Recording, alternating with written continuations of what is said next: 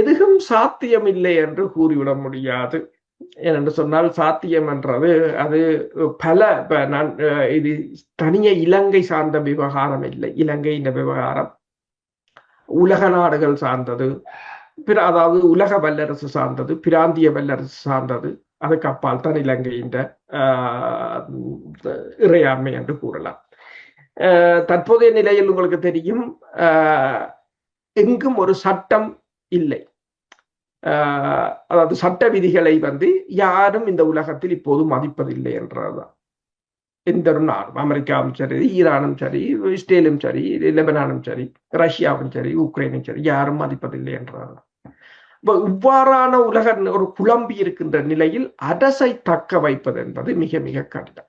இப்ப நீங்க பிரித்தானியாவில் பாருங்கள், எத்தனை பிரதமர்கள் போயிருக்கிறார்கள். அதே போல உலக நாடுகளில் பல இடங்களில் பெருமளவான மாற்றங்கள் நிகழ்ந்திருக்கின்றன அரசியல் ரீதியாக. ஏன் தமிழகத்தில் இடம்பெற்றதை கூட நீங்கள் பார்க்கலாம். அவ்வாறான ஒரு நிலைமை. அதை முன்னைய காலங்களில் இவ்வாறான நிகழ்வுகள் ஏற்படாதவாறு அரசுகளோ அல்லது பிராந்திய அரசுகளோ ஒரு பாதுகாத்துக் கொள்ளக்கூடிய ஒரு சூழ்நிலை இருந்தது. ஆனால் இப்போது பிராந்திய அரசுகள், வல்லரசுகள் கூட தங்களை தக்க வைக்க போராடி கொண்டிருக்கிற நேரத்தில் இந்த சிறிய அரசுகள், சிறிய நாடுகள் தங்களை தக்க வைப்பது என்பது மிக மிக கடினம். நீங்கள் சொன்னது போலதான் நான் ஒன்றை பார்த்தேன். அதாவது அனுராவை வீட்டுக்கு அனுப்பும் போராட்டம் என்று கூட சில இடங்களில் போட்டிருக்கிறார்கள். அது சிறிய ஒரு தீப்பொறிதான். சில சமயங்களில் அது பெரிதாக விரிவடையலாம். அதே போல இப்ப கைதிகளுக்கு இடையிலான சண்டையாக இருக்கலாம், அது அரசியல் ரீதியாக மாற்றப்படலாம், படைத்துறை ரீதியான பிரச்சனையாக இருக்கலாம். எனவேதான் படைத்துறை ரீதியாக அரசு பெருமளவில் கவனம் எடுக்கிறது என்று சொன்னால், படைத்துறை அவர்களுக்கு மிகவும் புதிது.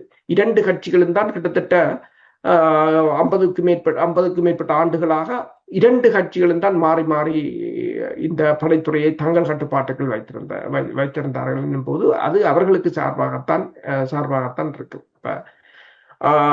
படைத்த இரண்ட பொருளாதாரம் ஒன்று உங்களுக்கு தெரியும். இப்போது விவசாயிகள் போராட்டம், நெல்லை கொள்வனவு செய்வது, அதை உற்பத்தி செய்வதில் ஏற்பட்டிருக்கின்ற நெருக்கடிகள் அல்லது விலையேற்றங்கள் எல்லாம் இப்போது விவசாயிகள் என்று சொன்னால் தங்கள் போராட்டத்தை கொழும்புக்கு கொண்டு வர போவதாக கூறியிருக்கிறார்கள் விவசாயிகள்.